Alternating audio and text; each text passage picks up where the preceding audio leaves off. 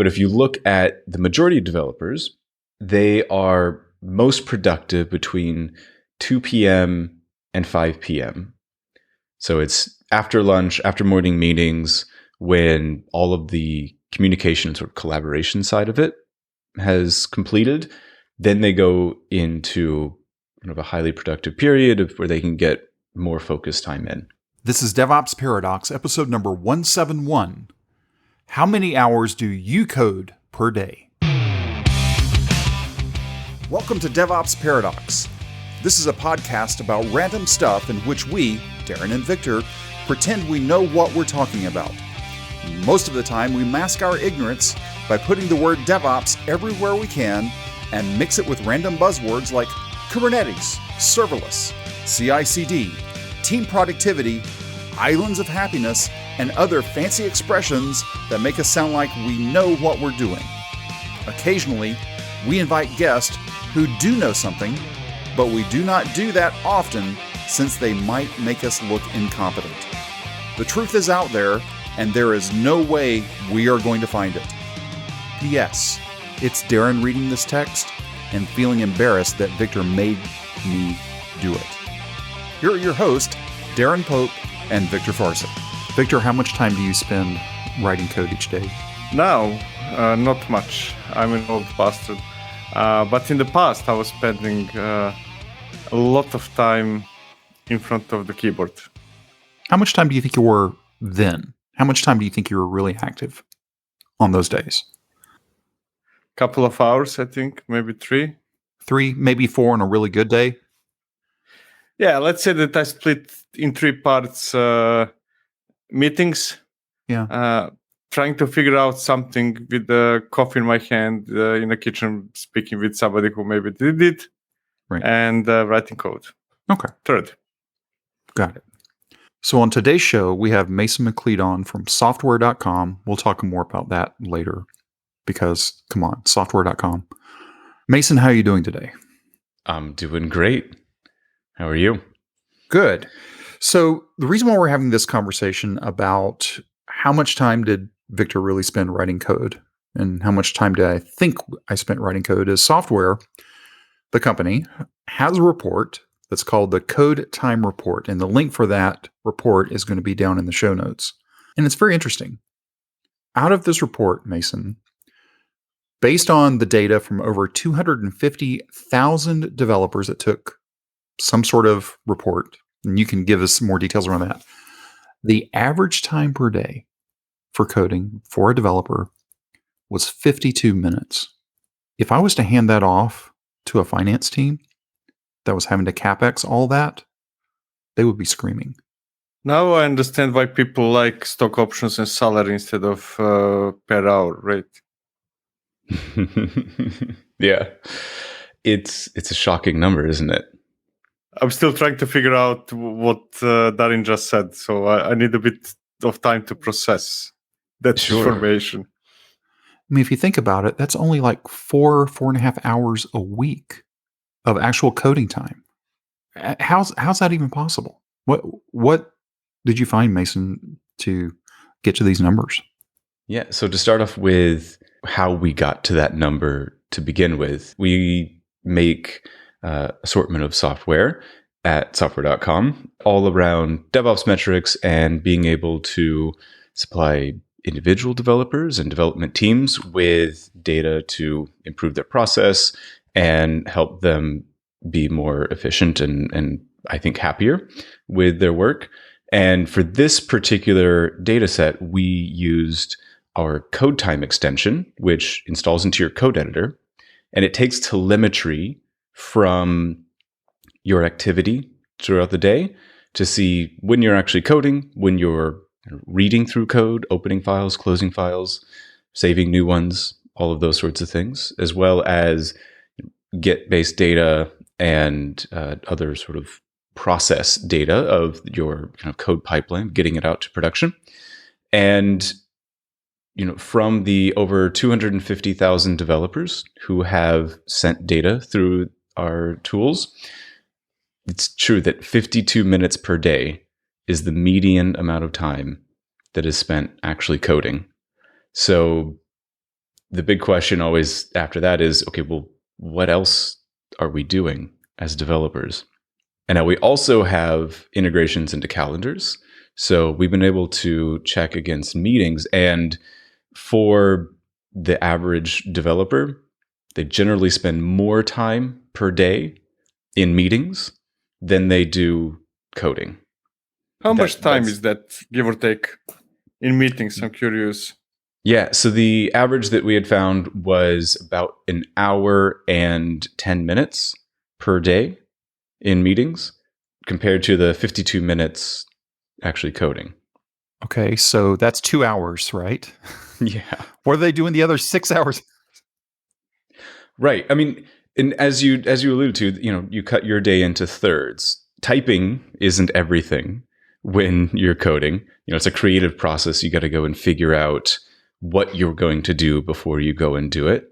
And, there's also a sort of a trap you can fall in if you only look at input time and kind of exclude output time. So, with that as a caveat, the time that you put in isn't necessarily, you could be extremely efficient and fix everything in 52 minutes. It seems unlikely to me as a developer that that's all the time it takes. But yeah, there's more to coding than just writing the code. So there's a lot that else goes into it.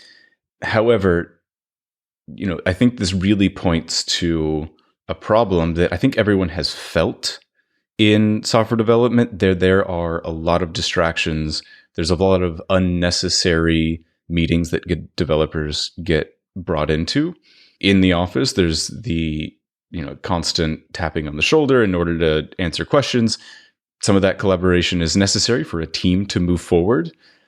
A lot of times it's not, or reading the documentation would have answered the question.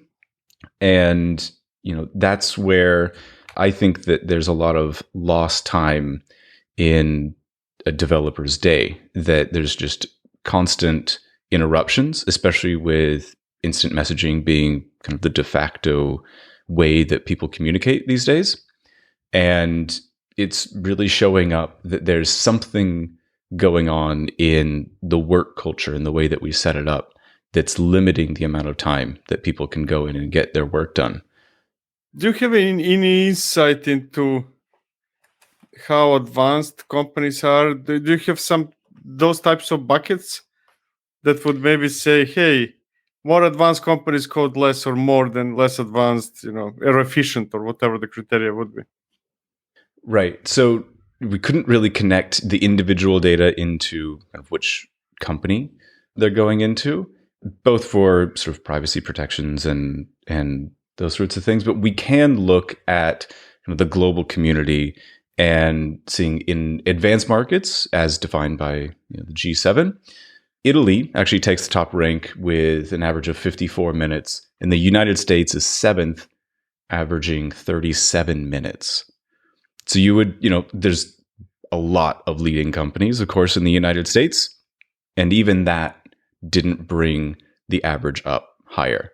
However, in emerging markets, again, as defined by the IMF there, Thailand, Turkey, Brazil, they're all near the hour mark. So Thailand in particular is an hour and 6 minutes as the average. So it's really interesting to look at and kind of think about why that would be. I think there's a lot of variables around there, so it's hard to know. But those companies in the emerging markets have invested a lot into growing their base of tech companies and tech talent. And I think that the work that they're putting in right there is kind of speaking for itself. So what day of the week is the most productive day of the week? Yeah, so it's also another thing that we were able to look at. And Wednesday beats all the other days, which, might be kind of expected. You kind of like get into the groove in the middle of the week, and then you've got the most time and the most sort of context about what you're meant to be doing. So you're able to like go after it. And then Friday, as I think most people would expect, is the lowest weekday. Weekends, of course, as most developers know, still you get work done on the weekends because you you can't get work done at the office in a lot of time, or even at home if it's really busy and noisy in communication. So people still fill in 18, 17 minutes on average of active coding on the weekends. Is that higher or lower than you would really expect? It's a little bit lower than I would expect, but I think what's going on there is you're getting a mix of behaviors. You've got some people that are going in just checking on something, and they might just need to like push something real quick or edit something really quick, and they're just like touching up something that they didn't finish throughout the week. Then there's others that are there to go and like hammer out the really complex stuff when they have a long period of focus time to go and do that. One of the things about the Wednesday that's interesting is that Facebook famously claimed that Wednesday was going to be no meeting Wednesday. And a lot of other companies have followed suit with setting aside time to not have meetings, and so that individual contributors can just go and have their focus time. So whether or not that particular behavior is influencing that, it's hard to say, but Wednesday is the highest day for coding. I mean, based on these numbers that we're hearing, it seems like companies should implement a no meeting Monday, Wednesday, and Friday. Yeah. So the thing that we've found, and we built a product to kind of address this, is that when you have an uninterrupted block of time to code and you're active in that coding, the accumulation of your output, and we can measure the keystrokes and deletions and additions and copy paste and all those sorts of things, it doesn't grow linearly as you have your focus block. It actually starts to pick up pace as that focus time extends. So the back half of your focus block is more valuable than your front half because you're kind of getting into context. And I think a lot of us have felt that, of like getting into a flow state of, you got the whole mental model up in your brain and you know what you're about to go do, but it takes some time to get there. There's this ramp up period that we can see in the activity levels. And we call that being in flow, and we've built product around that called flow mode that will detect when you hit those highly productive states and automatically block out Slack notifications and book time in your calendar. You can even play your favorite Spotify playlist if you want to do that. You can control your music from your editor with our extensions and really help to protect that time. Yeah, because I can see if you're not in flow, I mean, the amount of time it takes for me to get into flow depends on the project I'm working on. But once I'm there, time disappears. Right. That's when my wife is yelling at me from downstairs, hey, it's time to eat something. It's been 8 hours, right? It's like, oh, okay, I had no idea. It felt like an hour. That's a curious thing, right? Because according to the data, it's more that we think that what you just said happened than it happens, really. Right? Because if I'm understanding data correctly, hey, okay, you have no meetings, you are completely in the zone. Let's say that's double. Make it even triple of the average time. That's still 2 hours, 3 hours top. Right. There's a big difference between, the percentiles. So if we kind of break it out to like, what's the 25th percentile of average time, the median, 75th, and the 90th. The 90th is 2 hours and 9 minutes per day. So as is what you find with a lot of human behavior, it doesn't really follow a bell curve. It follows a power curve where there's a very small percentage that do the bulk of the work. And that's why people talk about like 10x developers and those sorts of things. I think that, there's definitely truth to that. I think that there's a lot more truth to systems that are built well to enable people to do that well. And so, we find that there's the majority of people. So if you look at the averages and all of that's averaged together, it goes really low, even though you've got some standout performers up at the very top that are putting in, many hours per day. And there's also a very big difference between the perception of what you've done and the measurement of what you've done. There's a 2019 active state survey that said 75% of developers report spending more than 2 hours per day coding. which would put you in the 90th percentile, so the top 10% of the data that we collected. So obviously that doesn't match. You can't. 75% are not in the top 10%. Of course they can be. Statistics can say anything. Now I'm curious: is there a significant difference between countries, continents, regions in terms of how much you report compared to how much you think versus how much it is? Other countries who under-report. That's a good question. I don't have the answer to that. That would be fascinating to look to see if the estimations differ by country. Yeah, like who's the biggest liar? Yeah. I mean, I'm an American. I would assume that it's going to be us thinking that we've done the most. Yeah, we're not 10x developers in America. We are 100x developers. Yeah, all of us. Not true. Okay, so we've talked about day of week. What about time of day? Because I get up stupid early in the morning. Mm-hmm. And I get probably more done before 7 a.m. than most people get done in a day. Of course, that's another great phrase that people can say. But it feels like I'm true because as soon as I start dealing with Slack in the morning, my day's gone. Mm-hmm. And just talking with people. And if I'm going to code again, I got to wait until like 4 a.m. the next morning when I'm ready to go. I think you might be an anomaly with your timing, at least. Yes, I understand that. I'm more than an anomaly in my timing. However, why your description of the why you're productive during that time is very much the standard case. It's when other people are not bothering you and you have that focus time. But if you look at the majority of developers, they are most productive between 2 p.m. and 5 p.m.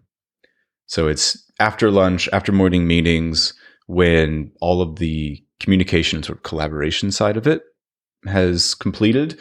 Then they go into kind of a highly productive period where they can get more focus time in.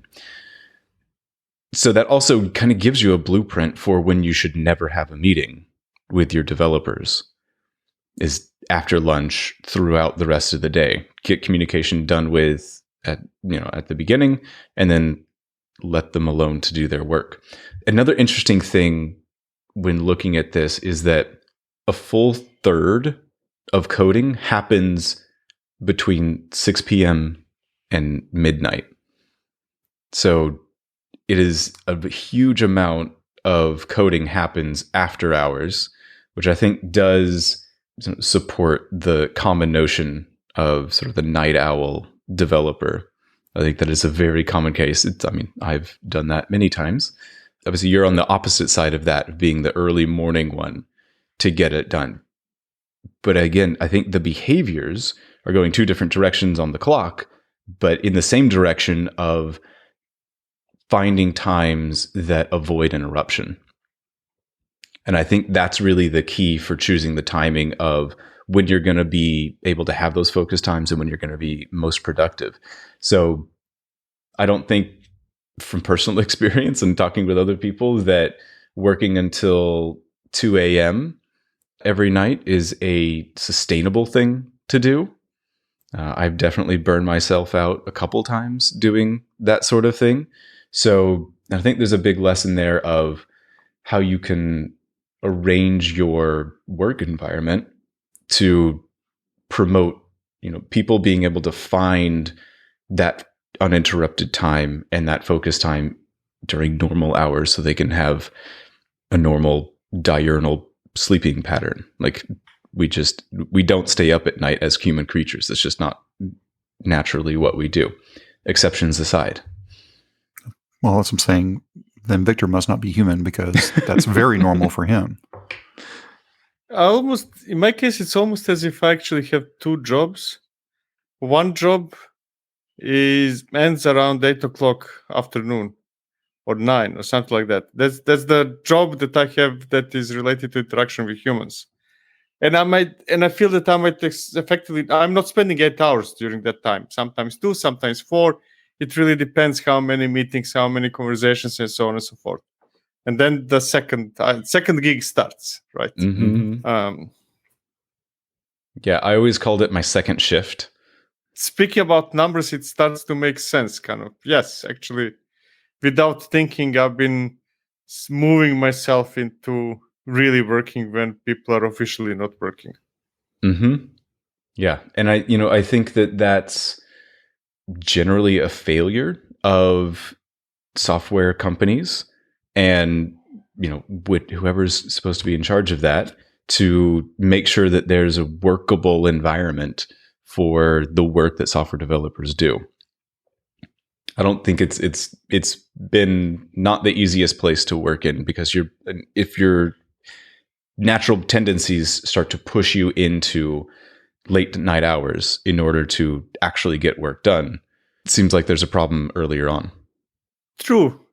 But it's also, those, for me, it's hard to say actually which hours are, and I'm talking about me personally, not about the industry average, which hours are more productive, because though that afternoon that I'm working on my first job, interacts with humans, that's not only meetings, that's me going on Slack and asking questions about something from yesterday, that's about discussions and so on and so forth. So it's maybe closer in my head to describe it as a design zone or design shift and manufacturing shift in a way. Again, and I probably cannot be extrapolated to anything, but that's how I feel about myself. Right. And I think that dual role exists for a lot of software developers. Again, it's a creative process. You're not just on an assembly line doing the same thing. There's different jobs that do that. But, there is that collaborative and creative side to it that I think definitely explains why the numbers are not, 6 hours a day that people are coding. It is what it is. And, it's because typing is not the job. The job is problem solving and creating, and you have to communicate and collaborate in order to do that. So it's a combination of those things. And I think it's, if that schedule works for you and you've got your, 2 to 4 hours of communication, and then you've got your 2 to 4 hours of implementation, and that, you've worked out a schedule to make that work for you, I think that's fantastic. If you're in a place where you're expected to be on at 8 and off at 6, or through 6 at least, the expectation to be off is usually not a common one. Then I think that there's a good reason to kind of make those times more set, so that you've got creative collaborative time and then you've got individual contribution time. Because the single most important thing that we found is uninterrupted time, and that makes such a huge difference in the productivity and the efficiency of that time use as well. So if we look at sort of the output per time of input, it is a far more efficient use of time when you're in that flow state. What should someone do if their management, whether it's their direct manager or further up the chain, just decides to have random meetings all over the place? How do they convince them that, look, I really need these blocks of time if you want me to be more productive than less than an hour a day? Data and knowledge is always a good first thing to lean on. So you've got a report here that you can reference to show the actual effects of that.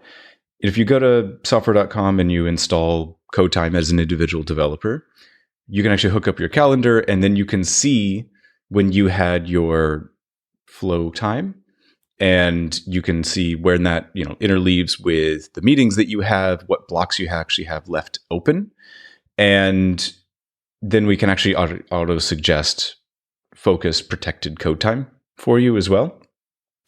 So if you open up your calendar and show this to your manager, and there are no open blocks for you to actually code more than 30 minutes.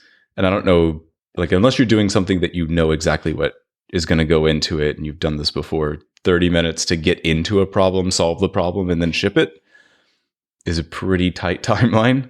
You usually need a lot more contiguous time in order to do that. So, I think it starts with showing the actual effect of it that is starting to come out, in this report and other ones as well, where you can show that having a more conducive schedule for focus and for flow is incredibly important. All right, let's talk about that plugin just a minute. It's called Code Time. Mm-hmm. How concerned should I be about my privacy on that thing? Yeah, that's always a good question. We have taken a lot of effort into making sure that all of the data that we pull in is anonymized. We one-way hash every file name and all of this in order to, we need something unique to aggregate on, but we don't need to read what you call stuff. It makes no difference to me. So we do that. We encrypt everything. We're SOC 2 certified, and we take security extremely seriously for kind of protecting your data as we hold on to it and give it back to you. On the other side of it is who gets to see that data, and that's a big part of our principles that we sit on. The individual data is strictly for the individual. We don't share it with ourselves. We don't share it with your manager. We don't share it with anyone else unless it's you. Of course, you could choose to do that if you want to, but there is nothing that we have ever built or will ever build that shows individual data, individual performance to another person. I think that software development in general is a team activity. So we aggregate and anonymize at the team or organization level so that you can see trends and how things are going across all of that. That's important to be able to see and to measure so that you can see where your bottlenecks are. But stack ranking developers based on how much code time they're getting in is generally a bad idea and something that we don't have in our product or make available. Because I could see companies wanting to know that. It's like, okay, we need to get rid of our top 10% underperforming people. Who are they? Right. Yeah. I mean, I think, the premise of that falls apart pretty quickly when people find out that their data is going to be shared with their managers, because it is predicated on them being measured and sharing their data and having things installed and running all the software. If it's not strictly for the benefit of the individual and it's seen as a negative thing in certain lights, like I've tried this before with other products, years ago that had that sort of mentality, and there was a revolt within a month. The people that I was managing hated it, even though it was a useful tool and I was able to use it for things. It was gone within a month. I don't think that people in general want that kind of big brother monitoring on top of them. And, if you give someone their data and they're empowered to go look at it, and especially compared to organization or team-wide averages, they can see where they're not meeting the averages or the, whatever percentile that they're aiming for. So they can go and improve, or they can, move to something else that they're better at. There's a lot of overlap between what that individual will do with that data and what that manager would have done with that data. A lot of people will just auto self-correct. Empowering them with that data without penalizing them for sharing that data up to their manager is, I think, the only way to really go about that. So what was one of the most interesting things that you saw out of this report that caught you the most off guard? The country splits was pretty interesting to me. I think that by far the most valuable software companies and biggest software companies were born and created in the United States and generally operate out of the United States. So the fact that the United States' median is 37 minutes versus Thailand's an hour and 6 minutes, I was pretty surprised by that.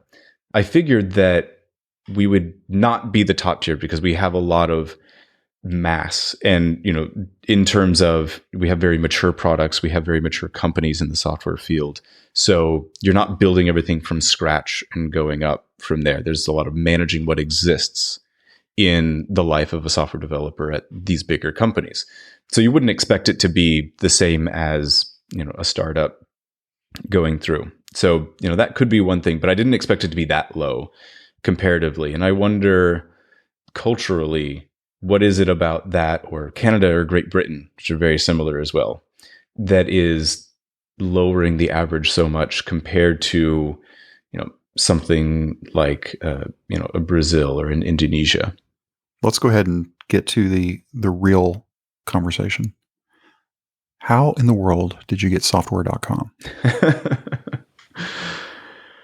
Yeah, so that one predates me joining the company, and I think every successful CEO has their secrets about their success, and that's kind of one of them. There, it's a great name. It's very memorable, and I think it speaks to the bigger vision that we have here of being able to empower software developers and software development teams to do software development better in every company that does this, which every company in the world I think is more and more becoming a software company.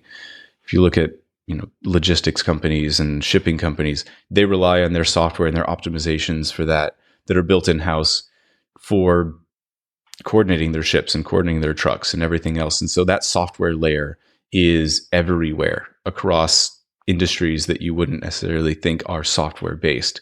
So being able to build it well, deliver it well, get it out to their customers, frequently identifying their bottlenecks and being able to optimize their process for that in very much the same way that has gone about in physical manufacturing for a long time now, that really hasn't hit software development until very recently. And there's a lot that goes into it, and there's a lot of value that you can unlock, and I think a lot of frustration that you can remove from those environments when you've got measurement across it, and you can actually find out where you're wasting a lot of time, you're wasting a lot of effort into things that just stop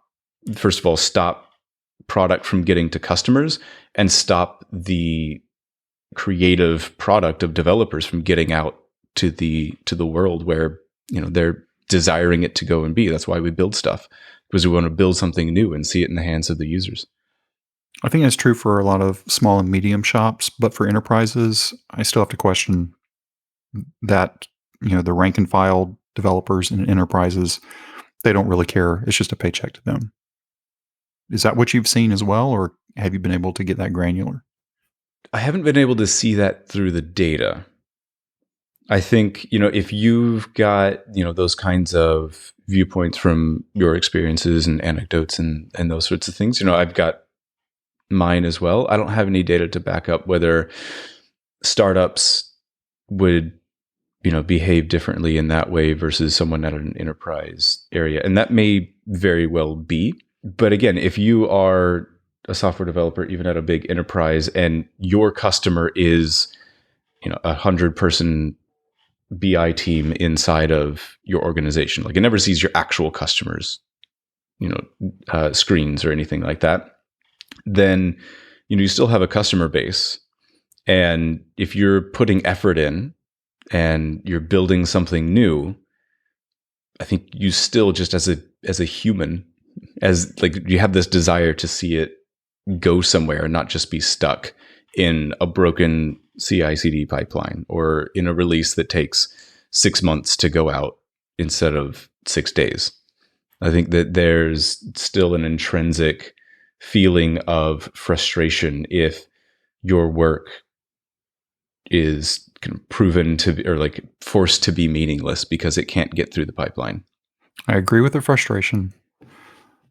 But when you're in those large companies, usually you have zero control over that. So it's whatever goes. Okay. Let's get happy again here. So you started with developer happiness. You've talked a little bit more about it. What do you think, based on the data, what do you think developer happiness is?